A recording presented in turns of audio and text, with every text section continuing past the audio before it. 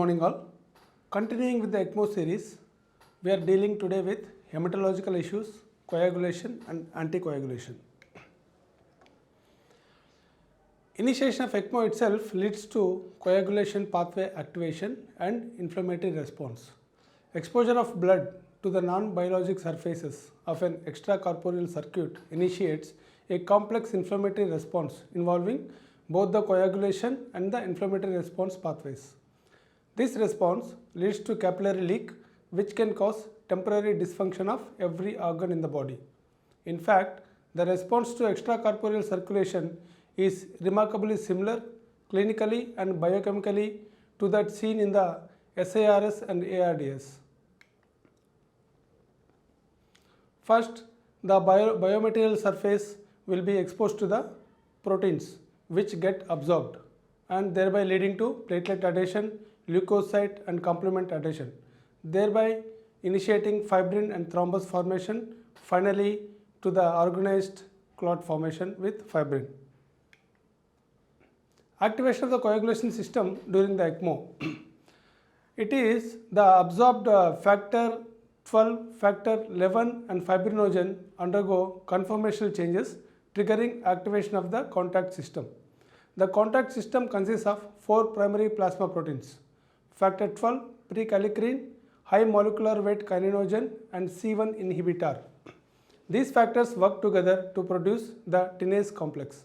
The tinase complex binds factor 10 to produce activated form of factor 10A.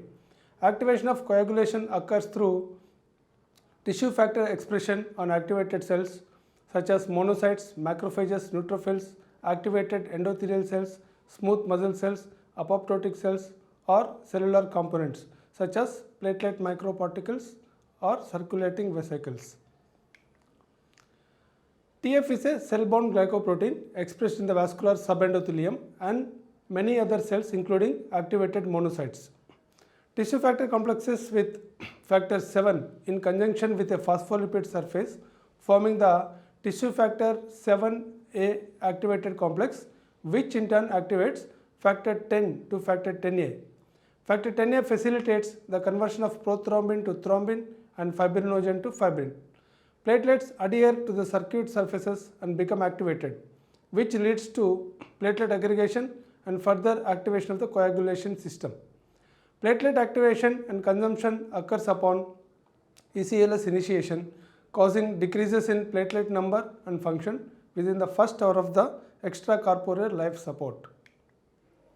With platelet activation, neutrophils also become activated, producing cytokines and further contributing to the inflammatory response to extracorporeal circulation.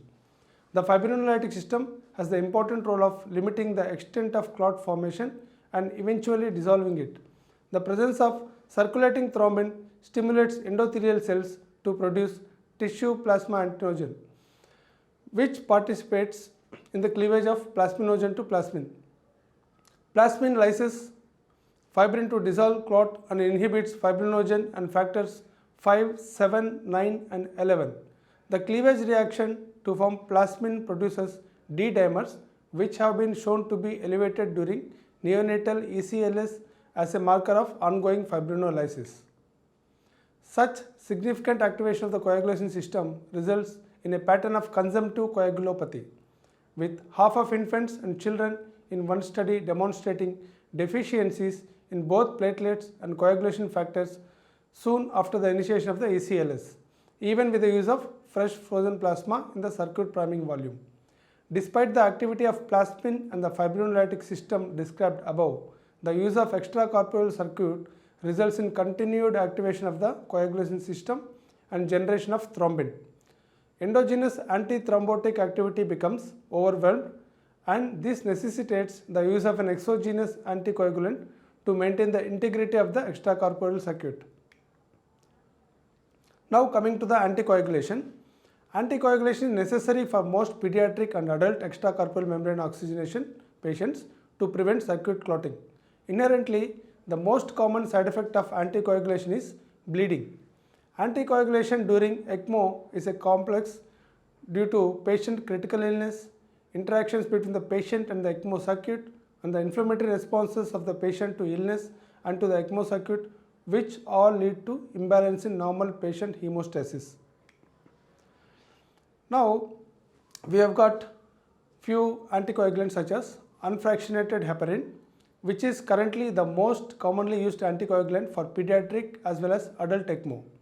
Unfractionated heparin is a glycosaminoglycan that binds to antithrombin to produce 1000-fold increase in antithrombin inhibition of thrombin, factor 10A, factor 12A and factor 9A. Besides binding to antithrombin, unfractionated heparin binds to circulating plasma proteins, endothelial cells and macrophages, thus altering its pharmacokinetics and patient dose response. Pharmacokinetics also vary significantly in neonatal and pediatric patients due to lower concentrations of antithrombin, larger volumes of distribution and increased rate of clearance. For example, in healthy adults, the half-life of unfractionated heparin is 1 to 2 hours compared with 35 minutes in neonates. Although it is rare, unfractionated heparin can cause heparin-induced thrombocytopenia, which is referred to as HIT, in 0.2% to 5% of adult patients. Heparin-induced thrombocytopenia is more common in adults than pediatrics and is a potentially life-threatening immune-mediated prothrombotic disorder, especially in patients exposed multiple times to heparin in their pre-disease trials. Alternative anticoagulants such as direct thrombin inhibitors are being increasingly used off-label for both pediatric as well as adult ECMO patients. Direct thrombin inhibitors are short-acting anticoagulants that directly inhibit thrombin. Theoretically, DTS should have a more predictable dosing regimen because unlike unfractionated heparin, they bind directly to thrombin without the need for antithrombin and do not bind to other plasma proteins. The two DTS most commonly used in ECMO are bivalirudin and argatroban. Bivalirudin binds to both circulating and clot-bound thrombin compared with unfractionated heparin that only binds to freely circulating thrombin. Bivalirudin is primarily metabolized by proteolytic enzymes and 20% is renally excreted. Argatroban is an univalent DTI that reversibly binds and inhibits the active site of thrombin. It is metabolized mainly in the liver and primarily excreted in the feces. Disadvantages of the direct thrombin inhibitors include the limited availability of specific laboratory monitoring, lack of specific antidote, higher cost and limited ECMO experience. While no antidote exists for DTIs, discontinuation of the agent is often the only treatment necessary given their short half-life. In addition, recombinant factor 7A has been shown to be an effective reversal agent. Bivalirudin can be quickly removed by continuous renal replacement therapy and plasmapheresis. Caution should be used with bivalirudin in low flow states such as severe cardiac dysfunction due to risk of localized bivalirudin proteolysis and formation of an intracardiac thrombus. It is also common for low flow areas in the circuit to clot when on bivalirudin and they may require frequent changes.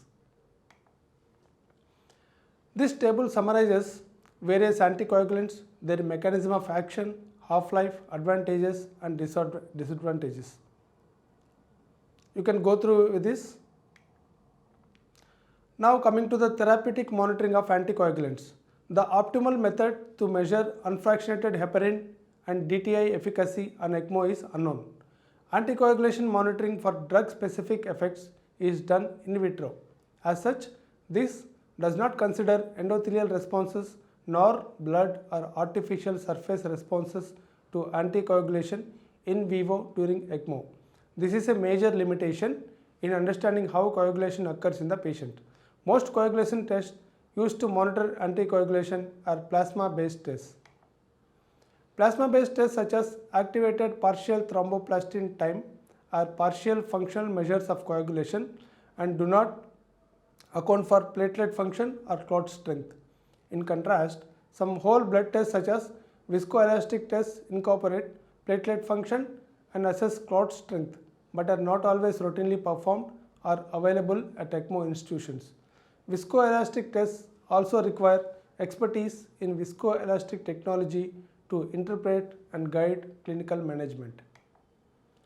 A tailored strategy for each patient to be in the context of the individual baseline as opposed to the laboratory baseline, overall inflammatory state, end organ dysfunction and platelet function, as well as consideration of their unique bleeding and clotting risk is needed for optimal anticoagulation. Anticoagulation monitoring tests are only tests that do not represent in vivo physiology.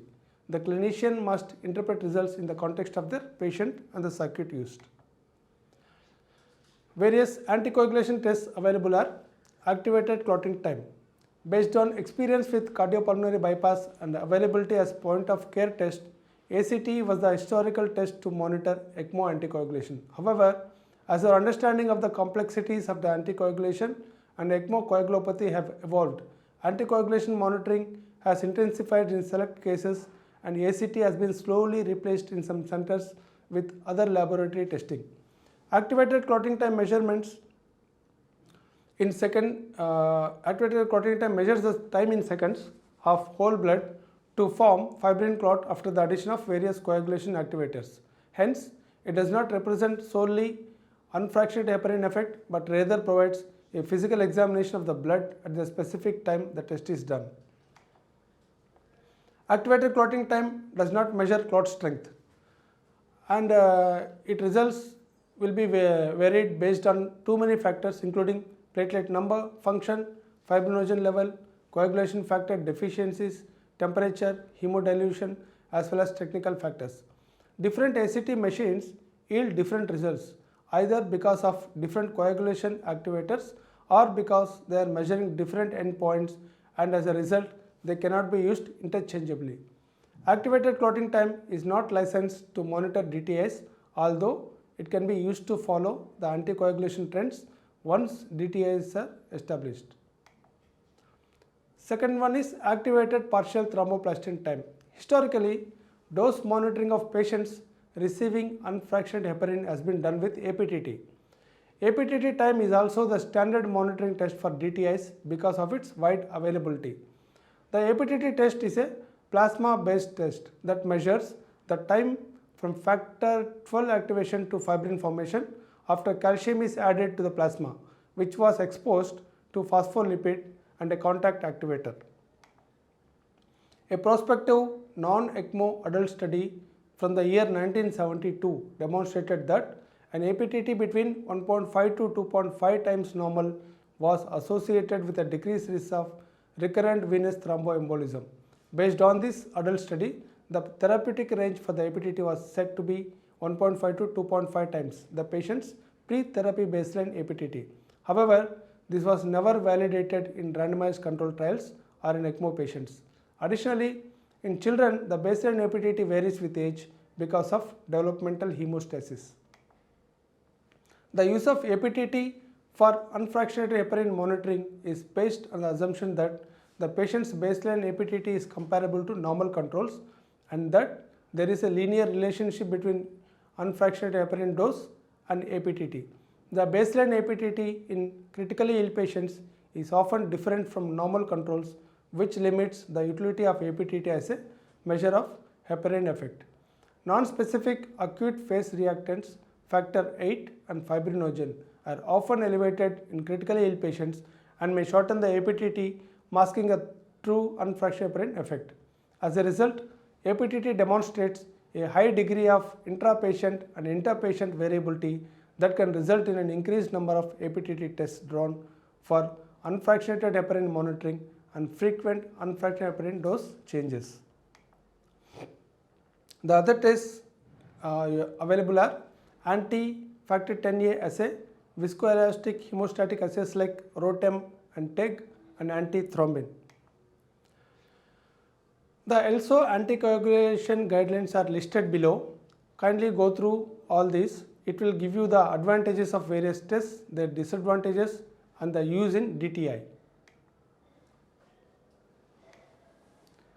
And this table is about suggested anticoagulation monitoring laboratory schedules like ACT to be done every 1 hour to 2nd hourly, APTT every 6th to 12th hourly, like that. Please go through this table also for the recommended duration. And this table is about also suggested unfractionated heparin titration and ACT goal range based on anti-factor 10A levels. So there are three possibilities: 0.3 to 0.5, 0.4 to 0.6 and 0.5 to 0.7, and the all recommended rate of changes and ACT goals are given here. This is the algorithm for discrepancy between the APTT and anti-factor 10A levels. So if the 10A levels are low, we have to increase the heparin. It is normal, then also increase heparin slightly, and if it is high, consider factor deficiency and replenishment of the circuit with FFP. Now coming to the future tests for direct thrombin inhibitors. Activated partial thromboplastin time is currently the standard test for monitoring DTIs, but at higher doses of DTIs, such as those used for cardiopulmonary bypass in patients with heparin-induced thrombocytopenia. APTT shows a non-linear response to DTI dose. Plasma dilute thrombin time and hecarin chromogenic assay may be superior tests, but they are not available at most institutions. When using DTIs, it is strongly suggested to have clinicians with expertise both in anticoagulation and ECMO to aid in dosing, monitoring, clinical management and complications. In summary, each anticoagulation monitoring test has merits and disadvantages. For each center, an approach that allows for a tailored regimen of anticoagulation regardless of the agent used and monitoring is necessary. At the very least, both a plasma-based test for anticoagulant effect and whole blood point of care test for hemostasis should be available. Now coming to the important aspect of management of bleeding and thrombotic complications during the ECMO. This table gives various factors, their accepted levels and the dosages of how to correct them. For example, if the platelets are less than 1 lakh, then platelets to be infused 10 ml per kg, maximum 2 units. If INR is less than 1.5, then fresh frozen plasma at 10 ml per kg, maximum 2 units. And fibrinogen, if it is greater than 1.5 gram, we have to give cryoprecipitate. And hemoglobin, if it is greater than 7 to 9 grams per deciliter, packed RBCs 10 ml per kg to be given, maximum 2 units. So kindly go through this table also for the latest recommendations. These are my references. Thank you.